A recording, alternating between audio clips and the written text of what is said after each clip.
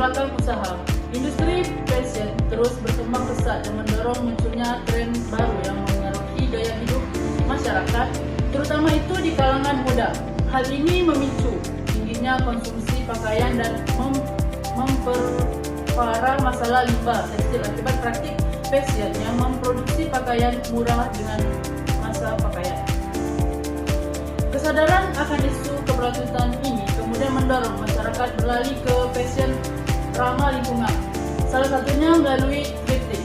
Thrifting itu pakaian bekas layak pakai menjadi pilihan karena lebih terjangkau, unik serta membantu mengurangi dampak negatif terhadap lingkungan. Melihat peluang tersebut, Second Chance Thrift Store hadir sebagai bisnis yang menyediakan pakaian thrift berkualitas dari pasar lokal maupun impor dengan konsep sustainable fashion. Usaha ini hanya fokus pada keuntungan tetapi juga memberikan edukasi mengenai pentingnya reuse dan resell dalam berusaha. Dengan harga yang ekonomis, kurasi produk yang baik serta dukungan pemasaran melalui media sosial, Second Choice Thrift Store diharapkan dapat menjadi bagian dari perusahaan menuju industri fashion yang lebih bertanggung jawab dan berkelanjutan. Yang kedua itu adalah tujuan usaha. Tujuan dari usaha kami ini yang pertama menyediakan pilihan fashion berkualitas dengan harga yang ramah bagi pelajar hingga pekerja muda. Terus yang kedua, mengurangi limbah tekstil dan mendukung kampanye global mengenai sustainable fashion. Selanjutnya yang ketiga, membangun brand thrift store terpercaya dan mudah dikenal masyarakat luas. Yang keempat, memberikan edukasi kepada konsumen tentang pentingnya reuse dan resell dalam industri. Yang selanjutnya, mengembangkan peluang usaha berkelanjutan dengan memperluas jaringan pemasaran offline maupun online. Yang kelima, menciptakan lapangan kerja, peluang kerja sama dengan komunitas lokal. Baiklah, saya akan memaparkan deskripsi produk dan konsep bisnis kami. Bisnis baju thrift ini berfokus pada penjualan pakaian bekas impor yang masih layak pakai dan memiliki nilai estetik tinggi. Produk yang dijual meliputi kemeja, jaket, hoodie, celana hingga aksesoris fashion dari berbagai merek seperti Uniqlo, H&M, Zara, dan didapat dari supplier terpercaya. Konsep bisnis yang diusung adalah fashion hemat, gaya berkelanjutan, di mana setiap produk tidak hanya dijual dengan harga terjangkau, tetapi juga dipromosikan sebagai bentuk dukungan terhadap lingkungan. Penjualan dilakukan secara online melalui platform seperti Instagram, TikTok, Shopee, dan sementara kegiatan offline dilakukan di bazar kampus atau acara komunitas lokal. Selanjutnya, analisis pasar dan target konsumen. Target utama bisnis ini adalah remaja dan mahasiswa berusia 16 sampai 25 tahun yang memiliki ketertarikan tinggi terhadap fashion dan tren kekinian, namun memiliki keterbatasan dalam hal anggaran belanja. Berdasarkan survei kecil yang dilakukan di lingkungan kampus, sekitar 70% mahasiswa pernah membeli atau tertarik untuk membeli baju thrift karena alasan harga, gaya unik, dan kesadaran lingkungan. Dari segi pasar, bisnis thrift Indonesia memiliki potensi besar. Data dari Kompas.com 2023 menunjukkan bahwa terdapat lebih dari 5.000 toko thrift aktif di Indonesia yang memanfaatkan media sosial sebagai kanal utama pemasaran. Tren ini sejalan dengan meningkatnya preferensi konsumen terhadap produk fashion yang bersifat limited edition dan tidak pasaran. Baiklah, di sini saya akan melanjutkan di bagian analisis SWOT. Di bagian ini ada yang namanya strength atau kekuatan. Usaha ini memiliki beberapa keunggulan, antara lain harga produk yang terjangkau serta varian produk yang unik dan menarik. Selain itu, usaha ini juga mendukung tren eco-friendly lifestyle dengan penjualan produk fashion berkelanjutan.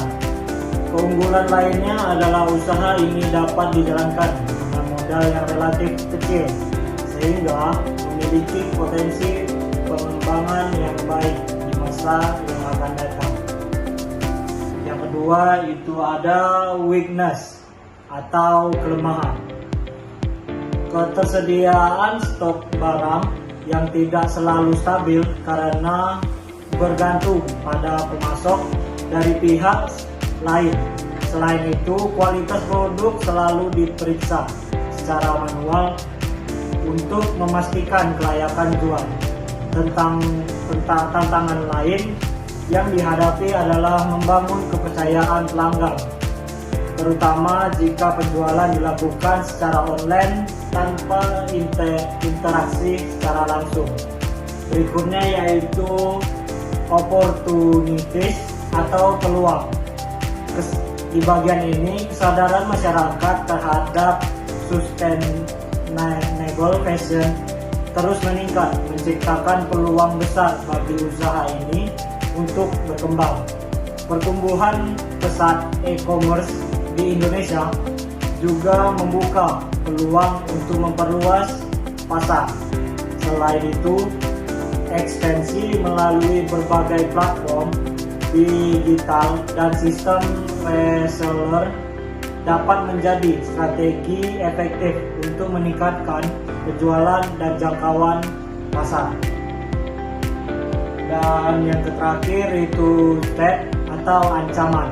Usaha ini mendapati persaingan ketat dengan banyaknya penjual lain yang menawarkan produk serupa.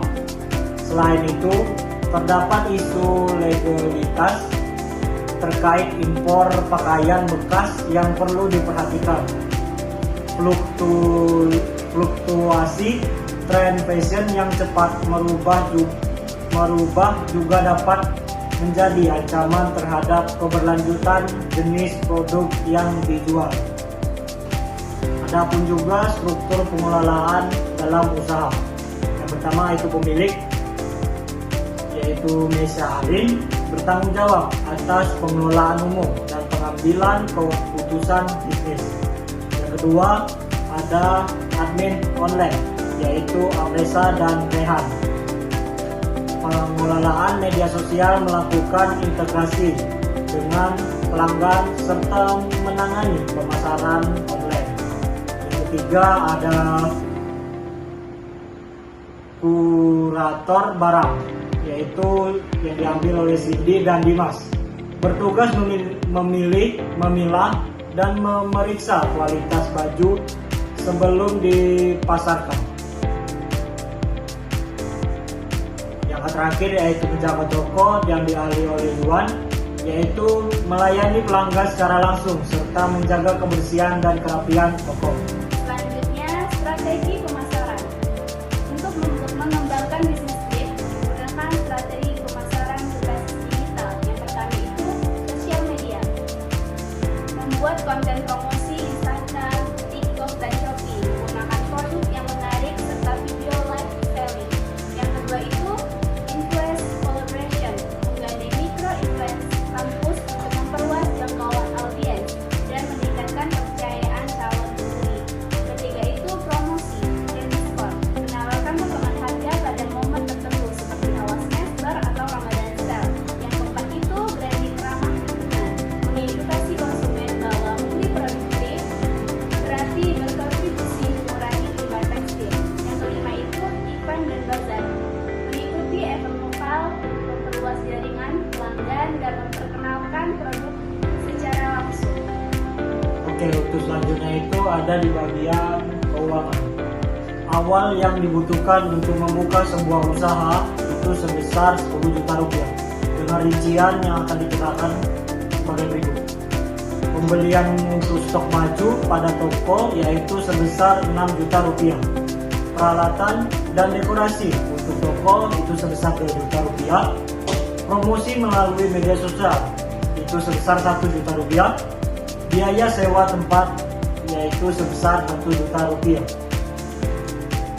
Berdasarkan proyeksi keuangan bulanan, usaha ini diperkirakan dapat menghasilkan omset sebesar 5 juta rupiah atau sampai 7 juta rupiah per bulan, dengan biaya operasional sekitar 2.500.000 sampai 3.500.000 Dengan demikian, perkiraan laba bersih yang diperoleh mencapai 2 juta rupiah hingga 3 juta rupiah per bulan. Oke, baiklah, saya akan melanjutkan presentasi dari teman saya, yaitu analisis break-even point atau BEP. Analisis BEP digunakan untuk mengetahui titik impas, yaitu saat pendapatan sama dengan total biaya. Berdasarkan data keuangan, total biaya tetap bulanan adalah 3 juta rupiah dengan harga jual rata-rata Rp50.000 dan harga modal Rp25.000. Margin laba per produk adalah Rp25.000. Maka perhitungan BEP-nya yaitu total biaya tetap atau margin laba per produk yaitu 3 juta rupiah atau 25.000 sama dengan 120 biji. Artinya second strip store harus menjual minimal 120 potong pakaian per bulan untuk mencapai titik impas, dan penjualan di atas angka tersebut akan menghasilkan keuntungan bersih. Oke, baiklah, yang selanjutnya yaitu manajemen risiko. Dalam menjalankan bisnis trip, terdapat beberapa risiko yang harus diantisipasi. Risiko barang yang tidak laku dapat menyebabkan penumpukan stok, sehingga solusi yang diterapkan adalah melakukan promo, clearance, dan membuat konten styling menarik di media sosial. Risiko persaingan harga dari toko thrift lain diatasi dengan memperkuat branding dan menjaga kualitas produk agar memiliki nilai jual yang lebih. Risiko fluktuasi tren fashion dihadapi dengan memperbarui stok dan gaya setiap bulan sesuai tren terbaru. Sementara risiko barang cacat atau komplain pelanggan diminimalisasi melalui quality control ketat dan pemberian garansi tukar barang. Dengan manajemen risiko yang baik, bisnis dapat tetap stabil dan mempertahankan kepercayaan konsumen. Baik, selanjutnya saya akan menjelaskan tentang tujuan utama surat yang telah kami buat. Tujuan utama surat ini adalah untuk menjalin kemitraan dalam menyediakan stok pakaian terimpor secara rutin, guna memenuhi permintaan pasar yang terus meningkat. Dalam surat ini, kami sebagai pihak second-hand thrift store memperkenalkan diri sebagai usaha yang bergerak di bidang penjualan pakaian bekas layak pakai dengan fokus pada produk-produk seperti jaket denim, kemeja vintage, dan sweater branded. Mereka menargetkan segmen pasar remaja dan dewasa muda yang sedang tren di bidang thrift fashion. Isi surat ini juga menjelaskan bentuk kerjasama yang sudah kami tawarkan, di antaranya adalah pembelian stok pakaian thrift secara grosir setiap bulannya, lalu sistem pembayaran yang fleksibel, bisa menggunakan DP dan pelunasan setelah barang diterima, lalu komitmen untuk menjaga kualitas produk dan reputasi bersama di industri thrift. Lalu di akhir surat kami juga menyampaikan harapan agar kerjasama ini dapat terwujud dan bersedia untuk melakukan pertemuan atau diskusi lanjutan guna membahas kesepakatan lebih detail. Surat ini saya tutup dengan ucapan terima kasih dan salam hormat dari saya selaku pemilik usaha dari Second Chance Thrift Store. Baik, selanjutnya memorandum. Pada kesempatan kali ini kami ingin menyampaikan hasil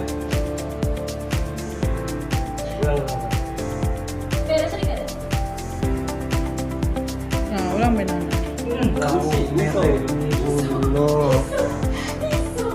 Kan bisa. Laparnya aja nih. Sudah makan apa? Kau sudah makan.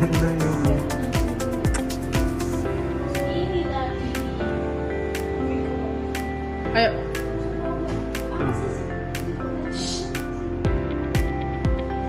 Baik, selanjutnya memorandum.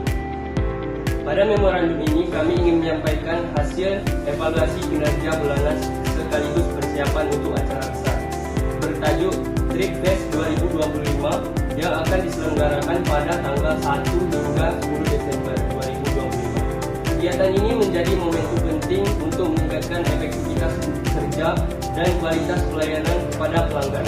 Setiap tim memiliki tanggung jawab yang jelas. Tim operasional memastikan kondisi dan tampil barang sesuai tema, vintage dan festive.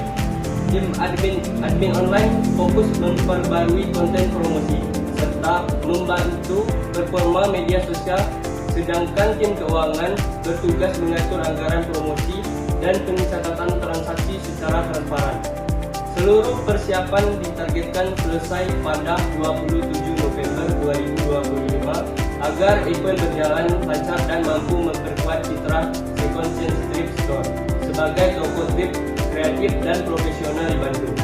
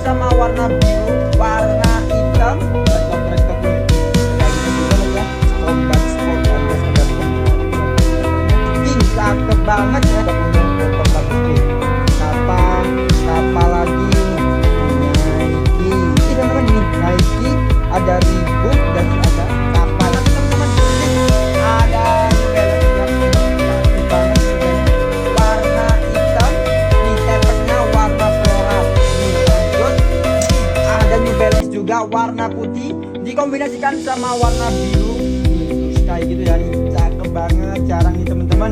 Lanjut nih, ada juga dari apa nih, apa Adidas ya, yang